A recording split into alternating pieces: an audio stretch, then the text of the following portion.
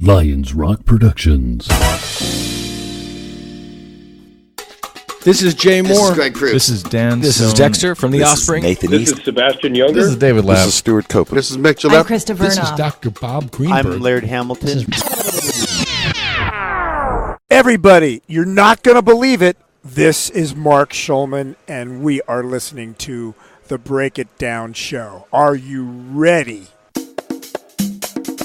And now, the Break It Down Show with John Leon Guerrero and Pete A. Turner.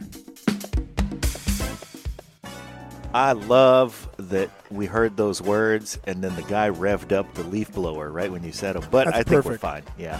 Yeah. Mark Schulman is a composer, producer, and the co-owner of West Triad Studios in Venice, California, who made his bones as a drummer for acts as diverse as Foreigner, Brenda Russell, Simple Minds, Cher, Stevie Nicks, Billy Idol, Sheryl Crow, Destiny's Child, many, many others. He's currently on tour with someone we absolutely love, and that's Pink. He's a keynote speaker whose clients include American Express, Walmart, and Microsoft, and he's the author of the book Conquering Life's Stage Fright. As a drummer and as a guy who appreciates life, and Pete and I both do that, I'll say this, man. We just met today, but you're one of my personal heroes, and I already love you. Go on. Go on. I'm going to take you with me everywhere. He was one of the subjects of the recent movie Hired Gun, which we really liked. Oh, yeah. That's right. That was good. So everybody Subjects should and go check that objects. out. Yeah. Mark Schulman, thanks for sitting down with us. It's my pleasure. We are at my favorite French breakfast restaurant in Culver City, California, Cafe Laurent, and it's a beautiful day. And we're especially excited because we're going to eat while we do the interview. Yeah, we are going to do that. When do we get to do that? We're going to eat things Really that great. I don't normally get to eat because I don't have a French cafe. And that's why we're going to have you eat a crepe, and you will be very happy and just be I'm over the moon just about it. over the moon. And the Yeah. coffee's brilliant. So where do you want to start, man? That was a beefy intro. You Dude, that got was a an lot amazing going on. intro and completely accurate. Thank you for that. I get it right some of the time. You got it really right. Some of the time.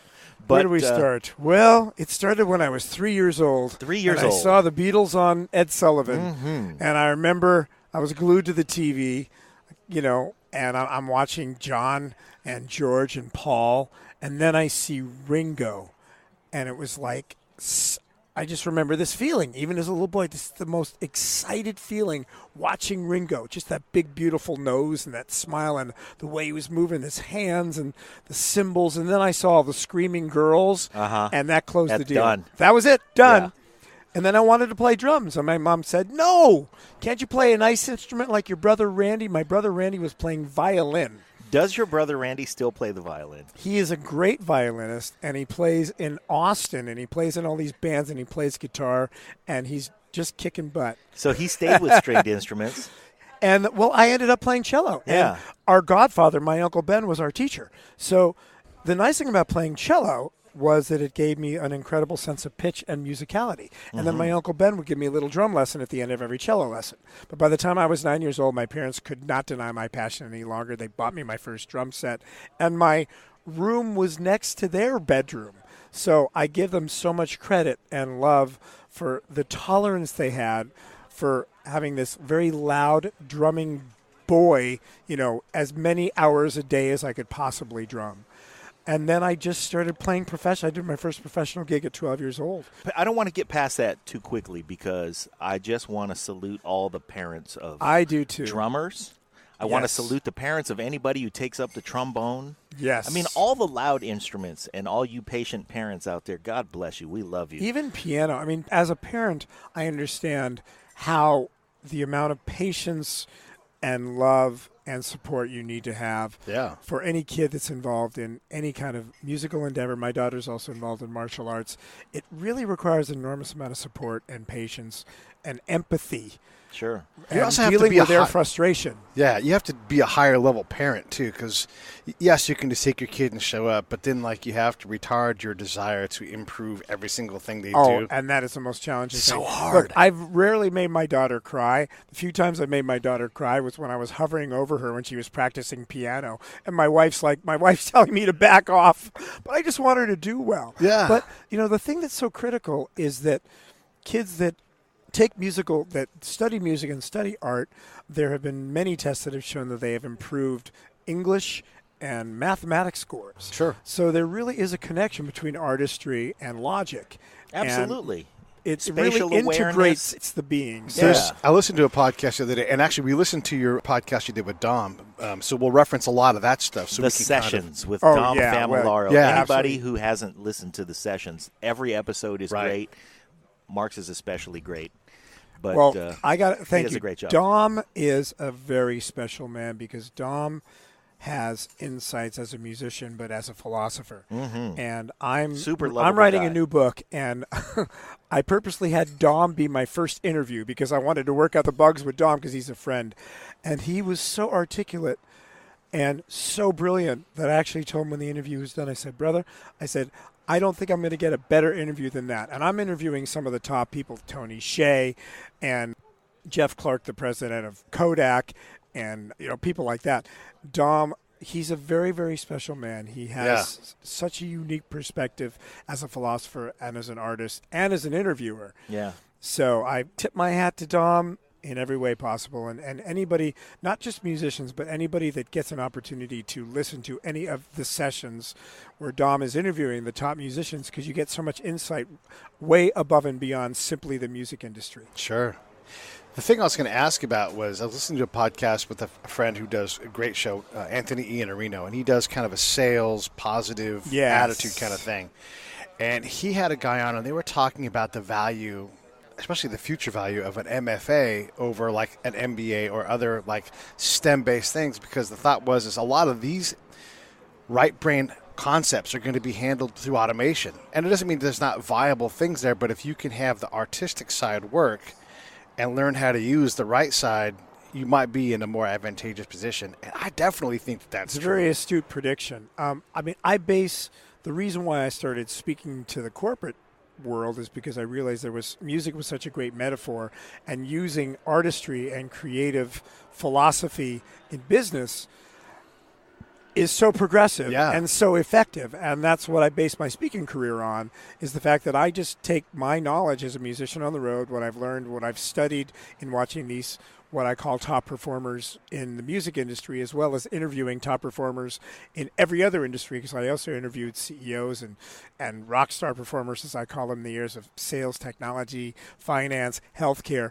And I'm drawing the comparisons between how we can promote and support each other's industries, so how musicians can learn success tips and business tips from people in the corporate world, and how people in the corporate world can take some of these creative nuances that we've understood and apply that to how they can enhance their performance and just their quality of life, and what I call rock star performance in the corporate world. John met a guy the other day who is he works with his hands. He's a builder, but it's like the business part not so strong. It's like, I'm just going to stick with my strength. Isn't that, it's almost we're known, musicians, it's funny, we're known with such specific categories. The business people are known to be good with specific things, and the artists are known to have a deficit in those components. And what I try to do is I try to bridge those worlds together in any way that I can based on the knowledge I've had. But I really have studied the greats. I mean, I've had the good fortune of working with literally some of the greatest artists on the planet. You watch people like Pink and Cher and Billy Idol and Tina Turner and Foreigner, and I've studied these people, and you watch their MO, their modus operandi, how they do things, because there's no accident to success. And I've always been amused by the fact that it's not the most talented artists are the ones that are necessarily most successful, in the sense that it's not the people like with the best voice. Right. It's the people that have the real commitment to their artistry and have an understanding of tenacity and how to build a brand. I mean, it's these like, you look at the brand of Led Zeppelin and the brand of the Beatles and the brand of the Who, and they had such definitive brands, and that was what created the success. And part of the brand is obviously the music is the foundation of it. You have to have that. But there are so many other things that add to the brand, and people talk about branding. And then I've been reading books about the Steve Wynns and the Elon Musks and people like that have a story. There's so much story behind what they do. Yeah. And people are as interested in the story about a brand, and they're interested in the why you do things as much as the what you do. I mean, the why someone is attracted to a product is so critical. Well, the why feeds the how. The why feeds the how. And the thing that, I mean, just to use Pink to punctuate your point, what we love about Pink, she makes great music, but we love that she's spunky and tough. She's not going to let anything stop her. And well, she's a high integrity being. Yeah. Yes. She stands for equality. She stands for tolerance, and she promotes and supports that first and foremost. Also, I got to say, she's a brilliant mother. She's like a mama first. She's a mother first. Like, as a being, just what I notice is just her priorities are in order. And she's just so authentic, and it is who she is. And also, there's no bullshit drama surrounding her. I mean, the thing that kind of disappoints me about a lot of the artists in today's world is the drama and the tendency to get sort of cheap media promotion because of dishonorable things. Yeah. And I believe that you look at the really great artists like Bono and Pink and Springsteen, and these people don't need to be surrounded by negative press. Yeah. They can be known for the wonderful things that they're doing to enhance the planet. And I think that is what I like to think I stand for in my, little microcosm of artistry and being a musician and being a speaker. When you bring up Bono and Pink, of course, and also the Boss, I mean, these guys are all authentic people. And when I think about, so when you were describing Pink, I was thinking also we've had Gabby Reese on the show. Same thing. She's got this idyllic life when you look back, like they live in Malibu half the year, Hawaii the other half. She's 6 foot tall and tan and gorgeous, and her husband is the proto iconic male. You're like, look at this guy, But then you meet him, and world-class people. They invited us to dinner the night we did her show. Like, you guys want to stay for more shepherd's eating, pie? More eating, right?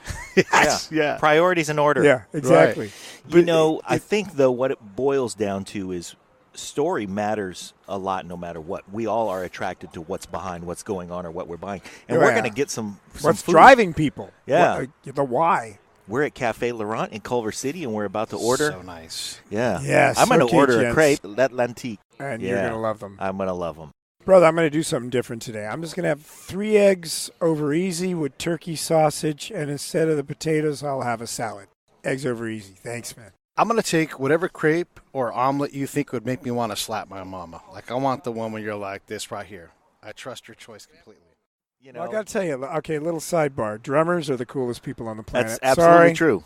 Absolutely true. Drummers are a community, and we understand that we really are supportive and empathetic and tend to be musicians that are willing to give it up. Drummers are always sharing licks. Yeah. You rarely find a drummer that isn't willing to share a lick, whereas sometimes with some of the other instruments, they may not be as willing to share their licks. And that's why you have drum clinics. That's why we're tribal. Yes. We're foundational. Drum we circles. all want John's to a drummer. Yeah. And the thing is, it starts with the fact that our job is to make everybody else sound better. Well, here's the thing. I think one of the things that's enabled me to build my career is understanding from a very early age that as the drummer, as the foundation, everything is built on us. And so even when I'm on the road, I almost look at myself as the shepherd of the band, so to speak. Absolutely. And I even find myself when we're going into the bus or when we're going in to do a prayer circle before the gig that I shepherd everybody else in, and I'm always the last one to go in because I feel like I'm the foundation, I'm the builder. And I also have had this philosophy that, man, if everybody else is okay around me, I'm fine. I'm a pretty low-maintenance guy, so if everybody else is happy, I'm happy. You're happy, I'm happy. I love this dude. I'm happy. Yeah. I'm happy, you're happy. We'll be happier when we have food. It's true. All those things are true. The shepherd mentality, though, absolutely describes all the drummers that I love, and I think that we probably love for the same reasons. I mean, when you look at a guy like Ringo, who started it all off for you, really, what he did was, for the first time, have the spotlight and then just decide to tell everybody, hey, I'm just going to hold it down back here. Yeah. Until Come Together. And then Come Together, the wheels came off and he went off. And we love that too. But in the meantime, he let John and Paul be John and Paul and George be off to the side a little bit. But he was back there holding it down. And I think that quality is really what kind of makes us tick the same way. Well, I have a philosophy that no band could have had the magnitude of success without any or all of the members. It's the collective energies. And the Beatles are such a classic example of that. They were so supportive and egoless when it came to each other. I mean, even look at the foundation or you look at the presentation of the band. You have two lead singers that are equal. Yeah. I mean, you have John and Paul. And you can only imagine, I'm sure there's some ego issues, but the reality was, man, they just split the vocals. Yeah. They'd come in with a song, John would have the foundation, Paul would write the bridge, or Paul would come in and John would write the bridge, like In My Life, it's like, there are places I remember, and then you'd have like John wrote the verse, and then you have like Paul coming with life is very short and there's no time, like the bridge. And that band was an actual band. Right. The greatest bands, Led Zeppelin, The Who, The Beatles, even the new bands, the Foo Fighters, and Imagine Dragons, and Mumford & Sons. I mean, these are bands, true collaborative bands. True collaborative bands that understand the power of the collaboration, that they are greater because of their unity. But it comes back to the work, though, right? So if you look at the Beatles for that very reason, you look back to when they were in Munich, and they're like, look, we got to play on this stage in this window for the next 12 hours. They played 8 to 12 hours a day, 6 days a week. They got their Malcolm Gladwell 10,000 hours. Yeah, they were logging them. But at some point, it was like, I could be egotistical about this, but hey, man, help me out. Let me go over here for a minute and let my pipes take a breather, and you handle it, and then I'll come in and let you take a breather. And that I think fed the notion of we're in this together. And if you apply that to the greatest corporations and metaphor, the teams, the great teams. One of the things that I was so blown away and enamored with how Tony Hsieh runs Zappos business, because of that culture. There is so much support. And it's like the individual is honored. Like people, if you take a tour of Zappos, you see that people can paint the walls and decorate their offices, and there are no walls. And Tony just works right in the middle. It's like everybody is like an equal. It's a community way of approaching things. And now, now Tony's essentially given the different areas of his business, they all have their freedom now to basically control and manage and have they're almost like their own sub-companies that they're running based on how they desire, how they choose to do it. Yeah. He's trusting them and enabling everybody to be able to have equal input. And it's a unique way of doing things. And that's the band mentality. Yeah. I want to ask you to compare and contrast. So if you're the shepherd, we've had Nathan East on the show, and that's another beautiful soul. What's the bassist role then? Like, what do those guys do? I mean, because you guys work in tandem. You see each other. You guys kind of work in the same bass space. and drums. Yeah. Like the rhythm section? Yeah, exactly. So what's their role well, then? The bass player's my best friend. Yeah, they're just like us. Yeah. I mean, we're tribal together. We have to be sort of the providers of... Well, we're called the rhythm section. We're called the foundation because we are the rhythm and the low end. And so then you're building the mid-range and the high frequencies, meaning the guitars and the voice and the lyrics and the melody on top of that. So the bass and the drums are the foundation. Yeah. And literally it has to do with frequency, because drums are rhythm and bass is low frequency. So it's like you're building, imagine the bottom of the house, and then you start building the nuances on top of it. And so that's why we're called the rhythm section, and we are the foundation. And I basically had like a love affair with every bass player I've worked with. We're always so close. Yeah. Eva Gardner and I were like, I call her my bestie. I just adore her. She's like my dear friend. I was playing with Foreigner, Jeff Pilson, just adore Jeff Pilson. I mean, every band I play with, everybody had been on the road. Sasha Grivsov, who's the bass player for The Voice, is the godfather of my kids. So I got a bass player who's the godfather of my kids, So there's some truth to that, some foundation to that. How about the performer who move away from the collaborative type of act where you have like a central performer, and maybe Cher is like this, I don't know. But if she is hey, it's me, I'm running the show, everything, all of the weight is on my back, so sometimes that makes a personality a little more volatile. It creates, mood swings that are far up and down, and, as the rhythm section, we kind of have to hold it down and be right down the middle and allow those swings to happen, because somewhere in those peaks there might be some genius. How do you feel about that? Is that true, or do you try to chill those people out and go, hey, come on, you're stressing everybody? Well, fortunately, I got to say, I am a blessed man in that nearly everybody I've ever worked for has really been wonderful to work for. Yeah. And a lot of that has to do with the fact that they trust us. Uh-huh. If I look at Cher and I look at Pink, Pink is very demanding. She's incredibly gifted and talented, but she also knows that she needs to trust us. She's chosen us. We are there because she knows she can trust us. The concept of my new book is based on ABC. I'm co-writing it with Dr. Jim Samuels, who's one of the great thinkers. ABC is attitude, behavior, consequence. Very simple concept in the fact that we can't always choose what happens to us, but we can control and choose our attitudes about what happened to us. Okay. And our attitudes are what drive our behaviors, and our behaviors are what determine the consequences of our life. ABC, attitude, behavior, consequence. So if you look at the attitude of somebody like Pink, you know that she has this really brilliant, focused, attentive attitude that drives this incredible behavior that produces the consequences of this brilliant performance. This episode of the Break It Down Show is brought to you by Lions Rock Productions. That's us. We publish, evaluate, and develop podcasts just like this one, consult others to build their own, and create associated content and content marketing strategies. So if you're launching or expanding your social media presence, your business, or your personal brand, or if you just want to take your media presence to the next level, reach out to us on Twitter at Pete A. Turner or at JohnLG69 at the Break It Down Show. There's 1,000 ways to get a hold of us. Now enjoy the show. But she relies on all of us to have our attitudes intact to produce the behavior that she's going to need to produce the consequences. So, intuitively, the great performers understand ABC, but realizing that mechanism consciously gives you a lot of power. So that is what enables the Pinks and the Chers and any of these great performers to be able to sustain their great performance, because they know that everybody underneath them has to be as good as what they do as the artist is at what they do. And that's what it comes down to. Yeah. If they don't feel like they can trust somebody, then there's going to be an issue.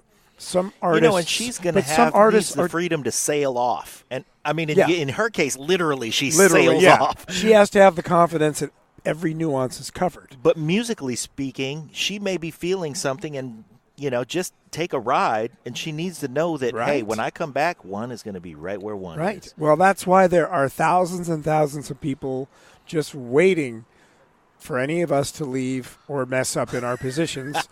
Because there are so many gifted and talented people. But it's not just about the talent. Again, that's why I talk about attitude is so critical. It's about the attitude about how you approach it. It's not what we play, it's how we play it. And if you take it a step further, it's why we play it. Yeah. For me, the way that I approach what I do is I know why I do it, because I made a decision years ago that every single note matters, and I play every single note like it's the last note I might ever play. I play every single note like my life depends on it. So when I'm on stage, I'm so focused and so committed that she knows that she can rely on me because I'm that focused and that committed. Right. So is Eva, the bass player, Justin, the guitar player, L'Oreal, the dancer, Kassan, the dancer, Gabe, the head rigger, Gary Grimm, my drum tech, Six, the lighting controller, Dave Bracey, the front of house engineer. I'm giving you a cross-section. Every one of these people has to have that attitude that, man, every single nuance matters, because if they don't, either they're going to get fired or they're going to leave because they're going to feel insecure because they don't feel like they're in the right place. Yeah. There's 120 people on this tour, man. And this show goes up and down in a day. And there's so many nuances and so many details. Down in a day. And imagine all the moving parts. Imagine every motor, every winch, every bit of PA that's hung, every bit of rigging, every bit of staging. I mean, there are so many moving parts in this thing. Yeah. And then you have all the production people, and then you have down to the nannies that are helping to watch her kids, and down to the caterers that have to make sure that all the food is so fresh that nobody gets sick because we can't go on stage with food poisoning. Yeah. You know, if you think about all the moving parts, how meticulously everything needs to work, it's mind-boggling. Especially when mind-boggling. The star, Pink, is strapped into something and she's flying around. There is no error. Yeah. There's You know, no like much you of error. have to have it right. And she's got to know it's right every time. You And know, the that cool thing begins about that- with attitude. That's right. Because That's why I talk about the importance of attitude. You got to start with having this completely committed, completely focused attitude. And you mentioned that somebody is, if they're not completely focused, they're going to get fired. If they're not completely focused, they're going to be unhappy and stuff like that. But I think really what attracts collaborators who operate at the elite level that you're talking about is that it's not what drives me is I don't want to get fired. What drives me is I don't want to let you down. Yeah. And we're, fighting in the trench for the guy right next to us. Right. And that's where I think the brilliance and the magic of, really enjoying what you do and why I think you're contagious and why you work as a keynote speaker. And, when we watch videos of talks that you're giving and how people get into it, I think that's the contagious part. Would you agree with that? Well, thank you. I like to hear the assessment from someone like you and see how you're affected by what I do. I'm simply trying to be of service. Yeah. My life is service, and let's look at it. Let's break it down. When I'm on stage, I'm there to be of service first and foremost to Pink. I'm there to be of service to my fellow band members to make it easy to be the foundation for them to perform the best they can. I'm there to be of service to the audience. We're there to lift the audience. We're there to move them. We're there to drive their emotions. We're there to inspire them and take them out of their regular lives. Like tell them a story, give them a picture that we're their book. When I'm speaking to corporate audiences or going and talking to kids in detention camps, I'm there to be of service to them. I'm there to inspire them to take action. My feeling is you don't get on stage, even when as a musician, for any other reason than to inspire somebody to take action towards something that's going to empower them and better them, be for their highest good. And that, every day I wake up, even when I'm having conversations with my wife and my daughter, everything I want, I do. Not that I always do it, because I ain't perfect, but my true goal is to just be of service and be of inspiration and to just be helpful. I'd like to talk about your failed audition with bad English. Oh, yeah. Well, we learn from our successes, and many people think we learn more from our failures. And in that case, that was an interesting time and opportunity because I'd already been playing in bands and led my own band and was doing some sessions and doing some live shows, not on a big scale, but a local scale. Did you have a sense that I thought I was the shit. I thought, man, I'm ready to rock. And then my good buddy Dan Reed, because I lived in Portland, and Dan Reed has his band called Dan Reed Network, and Dan's an amazing guy, and he was really gifted back then. We were in our 20s, and Dan already got a deal, and he, recorded Little Mountain Sound, produced by Bob Rock, and was out opening up for Bon Jovi, and he became friends with the Journey guys, and he found out that they were putting together this band, and he was the one that called me and said, man, the Journey guys are doing this band called Bad English, but instead of finding one of their contemporaries as a drummer, they want to find a new drummer. And it's John Wade and it's Jonathan Cain and Neil Sean. And you'd be great for it, man. You should audition. You want to audition? I'm like, hell yeah. So I thought, man, this is great. I'm going to get this gig. And when I went in, I was just overwhelmed with stage fright, nervousness. And then that caused me to just rush, speed up.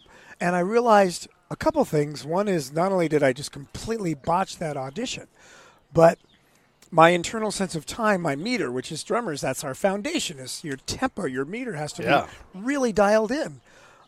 In my estimation, that's about the most important thing. Yeah. And so that was a moment of truth. I was either going to kind of step off the stage permanently and just say, okay, I'm not cut out for this and I'm not going to do this. Or I'm going to... Wow, altogether. Well, I was like, that's what you think when that happens, when these horrible mistakes... Because I was freaked out. I was very upset, very disappointed.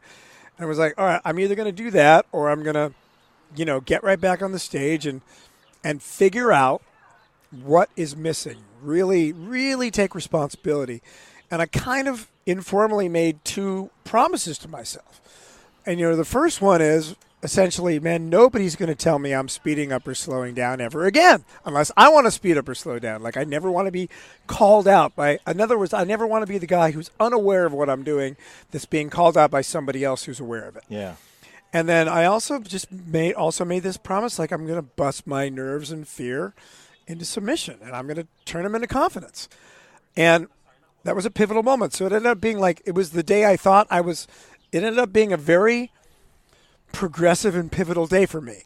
Not, I thought I was going to get the gig. Instead of getting the gig, I realized what I needed to do, the work I needed to do. And then I committed to going back basically into the rehearsal room for 2 years and mastering my internal sense of time. I joined the rhythm course in L.A. that Jamie Font started, still taught by Tom Mandola, who's still a friend of mine.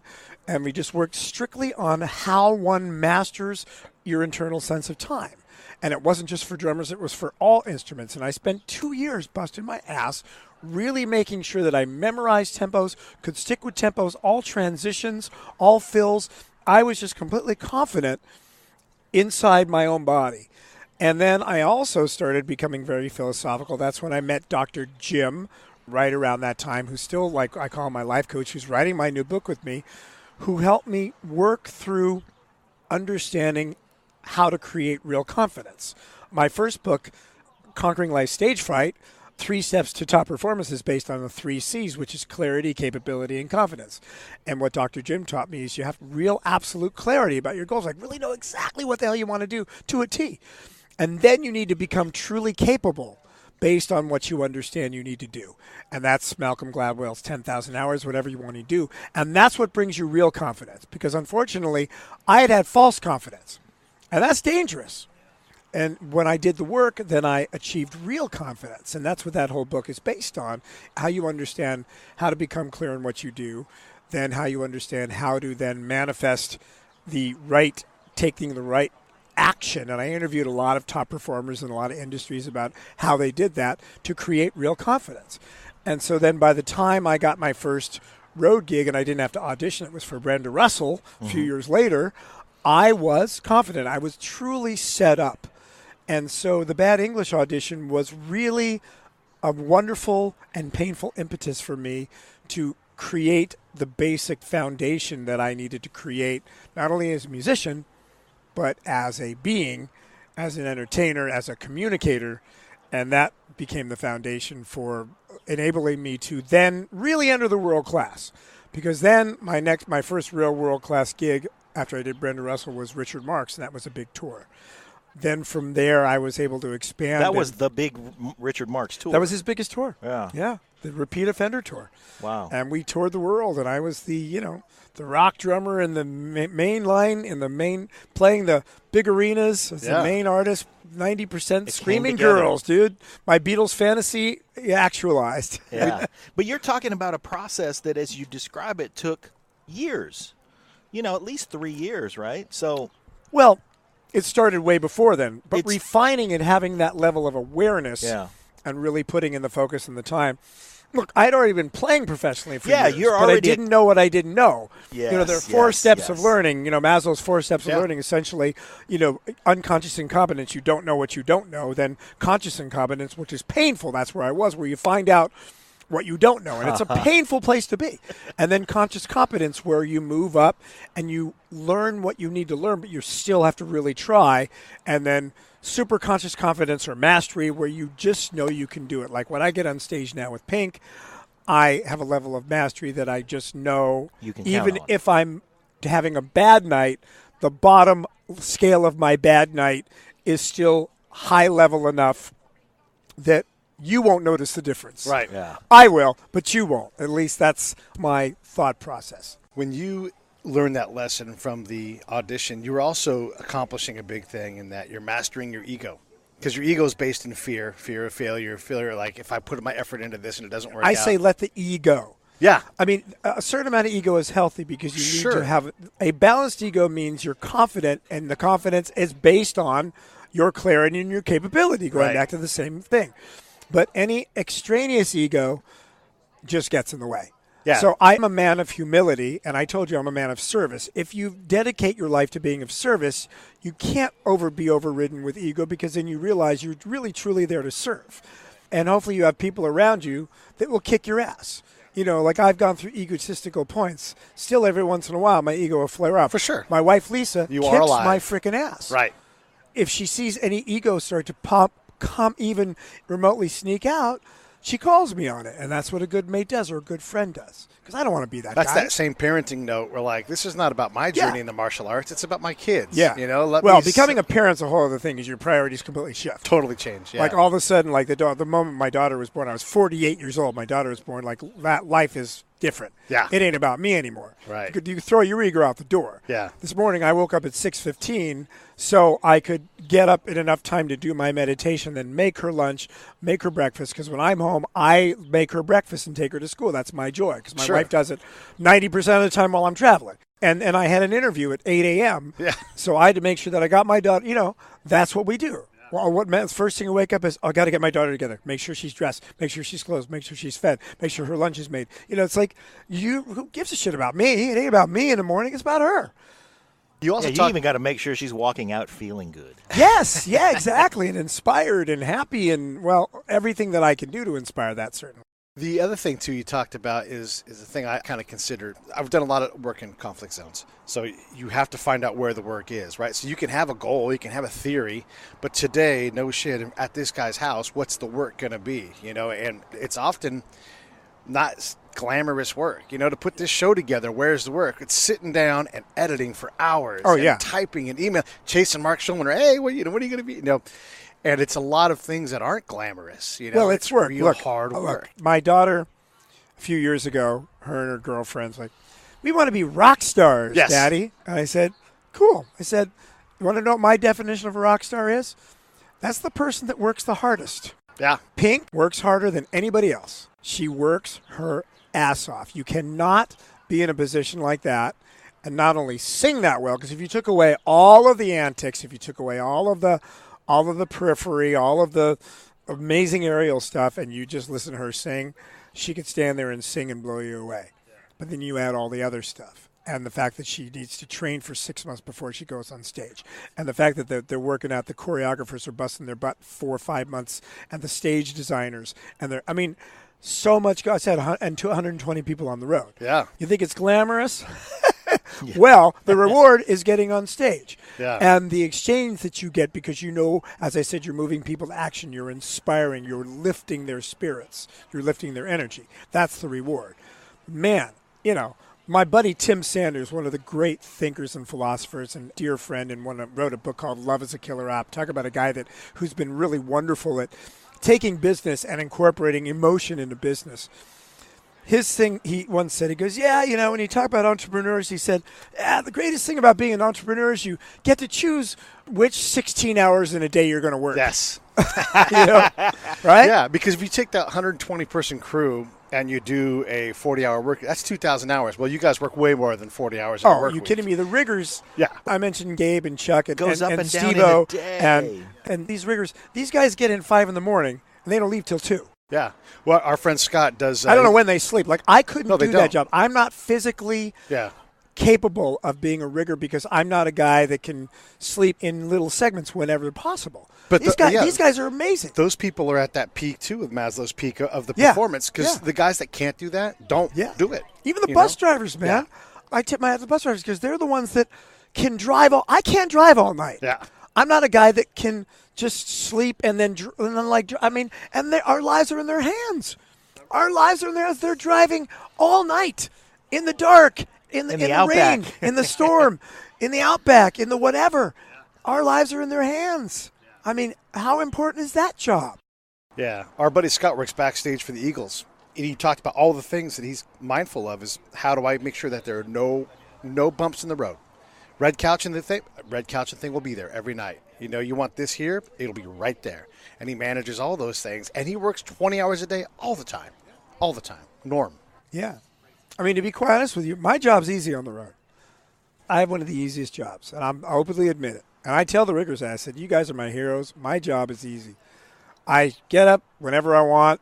Just have to know what time the bus call is. I just need to know what time I need to be at sound check. Yeah. We do our sound check. I have dinner. I do the show. Get on the bus after that.